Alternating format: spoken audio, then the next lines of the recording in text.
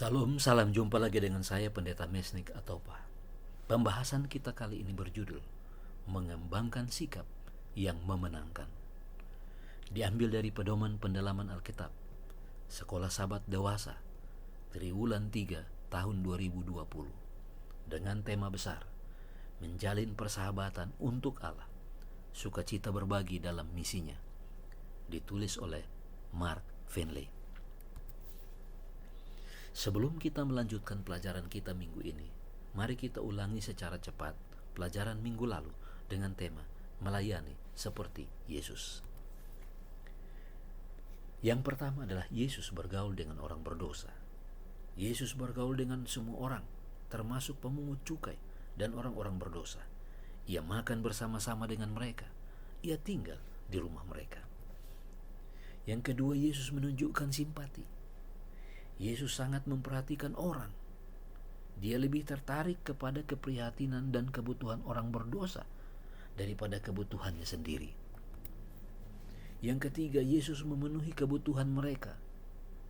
Yesus adalah pelayan yang berbelas kasihan. Buktinya, Yesus memenuhi kebutuhan fisik mereka. Yesus memenuhi kebutuhan mental mereka. Dan Yesus memenuhi kebutuhan emosional orang-orang di sekitarnya. Dan yang keempat, Yesus meyakinkan mereka. Yesus selalu melihat sisi yang baik dari orang lain. Meskipun orang-orang Farisi menjauhi orang-orang berdosa, tetapi Yesus datang dan menjangkau mereka untuk kerajaan sorga. Dan yang kelima, Yesus memanggil mereka, ikutlah aku. Yesus bergaul dengan manusia. Yesus menunjukkan simpatinya kepada mereka. Yesus melayani kebutuhan mereka. Yesus memenangkan keyakinan mereka. Lalu Yesus memanggil mereka, ikutlah aku. Ellen G. White, Ministry of Healing 243. Pelayanan Injil yang disampaikan Yesus melebihi khotbah terbaik yang pernah ada di dunia ini. Bukan hafalan yang direkam, tetapi dinamis dan mengubah kehidupan itu sendiri. Mengapa disebut melebihi khotbah terbaik yang pernah ada di dunia ini? Karena Yesus menjamah dan menyembuhkan mereka dari penyakit fisik, menyembuhkan mereka dari penyakit emosi, menyembuhkan mereka dari penyakit mental, dan menyembuhkan mereka dari penyakit kerohanian. Kehidupan yang dirusak oleh dosa itu dipulihkan kembali. Di sekitar kita ada orang-orang yang menderita fisik, menderita emosi, menderita mental, dan menderita rohani. Yesus mau menolong dan menyembuhkan mereka melalui kehadiran saudara dan saya. Kepedulian kita, perhatian yang kita berikan, simpati yang dilihat oleh mereka dalam hidup kita akan menuntun mereka kepada pengharapan dan sukacita dalam Yesus. Minggu ini kita akan pelajari sebuah judul baru, yaitu mengembangkan sikap yang memenangkan. Ayat hafalannya tertulis dalam 1 Petrus 3 ayat 15. Tetapi kuduskanlah Kristus dalam hatimu sebagai Tuhan, dan siap sedialah pada segala waktu untuk memberi pertanggungjawab kepada tiap-tiap orang yang meminta pertanggungjawab dari kamu tentang pengharapan yang ada padamu, tetapi haruslah dengan lemah lembut dan hormat. Pokok pikiran kita minggu ini adalah Yesus mengubahkan kita di hadiratnya. Langkah-langkah untuk memahami pelajaran pekan ini dapat dibagi dalam dua bagian. Bagian pertama, mengembangkan sikap memenangkan jiwa. Dan bagian yang kedua adalah membagikan kebenaran. Kita akan memasuki bagian yang pertama, yaitu mengembangkan sikap memenangkan jiwa. Sadar atau tidak, sikap kita sangat menentukan dalam menyatakan kebenaran kepada orang lain. Contoh, sikap keras, sikap dingin, sikap kritis, dan sikap tidak bersahabat akan membuat orang menjauh dari kita, sehingga orang tidak percaya akan kesaksian kita. Minggu ini Yesus memberikan contoh kepada kita bagaimana kita mengembangkan sikap yang baik untuk memenangkan keyakinan anak-anak Tuhan yang masih berada di luar kandangnya. Bagian A adalah mengasihi dan rendah hati. Yesus tidak pernah menunjukkan nada kesombongan atau keunggulan. Semua orang berdosa, pemungut cukai, pelacur, dan lain-lain yang ia temui, semua berada dalam jangkauan kasih-Nya. Yesus mengubahkan wanita Samaria di pinggir sumur Yakub. Murid-murid akan melewati Samaria sebagai ladang yang gersang, tetapi Yesus melihat ada hati yang terbuka untuk Injil di Samaria. Yang kedua adalah Yesus memberikan pujian kepada wanita Kanaan itu. Yesus memberikan pujian, "Hai ibu, besar imanmu." Matius 15 ayat 28. Hati wanita itu dipenuhi sukacita dan hidupnya diubahkan. Yesus mengampuni wanita yang mengurapi kaki Yesus, seorang yang memiliki reputasi yang buruk, wanita yang gagal, wanita berdosa, tetapi Yesus mengampuninya, mengubahkannya menjadi baru kembali. Yesus memuji, Yesus mengampuni, Yesus mengubahkan orang untuk hidup baru kembali. Pertanyaannya adalah, dapatkah kita menghidupkan sikap seperti sikap Yesus? 1 Petrus 2 ayat 21 firman Allah berkata, "Sebab untuk itulah kamu dipanggil, karena Kristus pun telah menderita untuk kamu dan telah meninggalkan teladan bagimu, supaya kamu mengikuti jejaknya." Jika kita mengaku sebagai pengikut Kristus, maka kita harus menghidupkan kehidupan seperti Kristus. Kehidupan yang mengampuni, kehidupan yang memuji, dan kehidupan yang rendah hati dan mengasihi. Titus 2 ayat 7 firman Allah berkata, "Dan jadikanlah dirimu sendiri suatu teladan dalam berbuat baik. Hendaklah engkau jujur dan bersungguh-sungguh dalam pengajaranmu." Sikap yang harus kita hidupkan adalah sikap jujur, sungguh-sungguh, dan sikap dalam berbuat baik, sehingga mereka melihat Yesus di dalam hidup kita. Di dalam 1 Timotius 4 ayat 12, "Jangan seorang pun menganggap engkau rendah karena engkau muda. Jadilah teladan bagi orang-orang percaya dalam perkataanmu, dalam tingkah lakumu, dalam kasihmu, dalam kesetiaanmu, dan dalam kesucianmu." Sikap yang harus dimiliki oleh orang Kristen atau pengikut-pengikut Yesus adalah dapat dipercaya. Kata-kata kita dapat dipercaya.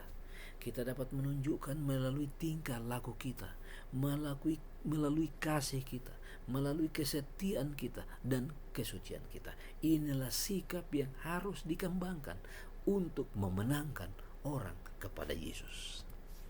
Yohanes 13 ayat 15, "Sebab aku telah memberikan suatu teladan kepada kamu, supaya kamu juga berbuat sama seperti yang telah kuperbuat kepadamu."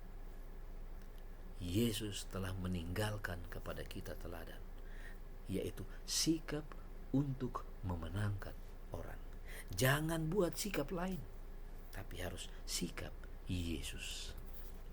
Kebenaran Alkitab yang disampaikan dengan rendah hati dalam Roh Kristus, dengan sikap penuh kasih, dapat memenangkan hati dan mengubahkan kehidupan. Bahagian 2, membagikan kebenaran. Kasih selalu mencari yang terbaik dari seseorang. Tidak ada pertentangan antara kasih dan kebenaran. Kasih tanpa kebenaran menuntun kepada sentimentalisme tanpa substansi, sama seperti meninggalkan seorang yang diombang-ambingkan oleh lautan ketidakpastian. Itu sebabnya ketika kita menyatakan kebenaran, menyatakan Injil, harus menyatakannya dengan kasih, dan kebenaran. Kebenaran yang disampaikan dengan kasih menuntun kepada pengalaman Kristen yang nyata, yang menunjukkan arah, menunjukkan tujuan, dan kepastian yang jelas. Para penulis Alkitab Perjanjian Baru selalu memadukan antara kasih dan kebenaran, rahmat dan hukum, belas kasihan dan kejujuran. Inilah sikap-sikap yang harus dihidupkan oleh para pengikut Yesus untuk mengembangkan sikap memenangkan. Di dalam 1 Petrus 3 ayat 15 firman Allah berkata, "Tetapi kuduskanlah Kristus di dalam hidupmu. Terimalah Kristus di dalam hidupmu sebagai Tuhan, dan siap sedialah pada segala waktu untuk memberi pertanggungjawab kepada tiap-tiap orang yang meminta pertanggungjawab dari kamu tentang pengharapan yang ada padamu. Tetapi haruslah dengan lemah lembut dan hormat. Ketika orang meminta pertanggungjawaban Anda, berikan dengan lemah lembut dan hormat." Kita perlu tahu apa yang kita imani. Kemudian kita percaya apa yang kita bicarakan. Kemudian kita yakinkan orang tentang kebenarannya. Selanjutnya kita mempertanggungjawabkan keyakinan kita kepada sesama dan kepada Yesus. Di dalam 2 Timotius 4 ayat 2, "Beritakanlah firman, siap sedialah baik atau tidak baik waktunya. Nyatakanlah apa yang salah, tegurlah dan nasihatilah dengan segala kesabaran dan pengajaran." Sikap lain yang ditambahkan adalah sabar. Nasihati dengan sabar, tegur dengan sabar, supaya mereka dapat berbalik kepadamu. Semua murid, semua anggota jemaat yang memiliki sikap seperti Yesus tidak akan menyampaikan kebenaran Alkitab dengan terpaksa. Sebab keselamatan orang lain adalah prioritasnya dalam dunia ini. Dalam Kristus terdapat kelemah lembutan gembala, terdapat kasih sayang orang tua, dan anugerah yang tiada taranya dari Juru Selamat yang penuh belas kasihan. Ringkasan pelajaran kita pada minggu ini adalah, sadar atau tidak, sikap kita sangat menentukan dalam menyatakan kebenaran kepada orang lain. Contoh sikap keras, sikap dingin, sikap kritis, dan sikap tidak bersahabat akan membuat orang menjauh dari kita, sehingga orang tidak percaya akan kesaksian kita. Minggu ini Yesus memberikan contoh kepada kita bagaimana kita mengembangkan sikap yang baik untuk memenangkan keyakinan anak-anak Tuhan yang masih berada di luar kandangnya, yaitu mengasihi dan rendah hati. Yesus tidak pernah menunjukkan nada kesombongan atau keunggulan. Semua orang berdosa, pemungut cukai, pelacur, dan lain-lain. Yang ia temui semua berada dalam jangkauan kasih-Nya. Yesus mengubahkan wanita Samaria di pinggir sumur Yakub. Murid-murid akan melewati Samaria sebagai ladang yang gersang, tetapi Yesus melihat ada hati yang terbuka untuk Injil di Samaria. Kepada wanita Kanaan itu Yesus memberikan pujian, "Hai ibu besar imanmu." Hati wanita itu dipenuhi sukacita dan hidupnya diubahkan. Kasih selalu mencari yang terbaik dari seseorang. Tidak ada pertentangan antara kasih dan kebenaran. Kasih tanpa kebenaran menuntun kepada sentimentalisme tanpa substansi, sama seperti meninggalkan seseorang yang diombang-ambingkan oleh lautan ketidakpastian. Kebenaran yang disampaikan dengan kasih menuntun kepada pengalaman Kristen yang nyata, yang menunjukkan arah, menunjukkan tujuan, dan kepastian yang jelas. Para penulis Alkitab Perjanjian Baru selalu memadukan antara kasih dan kebenaran, rahmat dan hukum, belas kasihan dan kejujuran. 1 Petrus 3 ayat 15, saya ulangi ayat kita.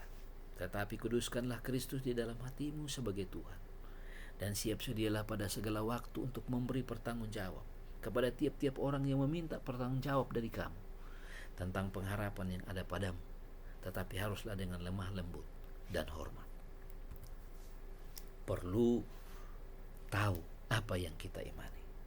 Kemudian kita percaya apa yang kita bicarakan. Kemudian kita yakinkan orang tentang kebenarannya. Selanjutnya kita pertanggungjawabkan keyakinan kita kepada sesama dan kepada Yesus. Beritakanlah firman, siap sedia, baik atau tidak baik waktunya.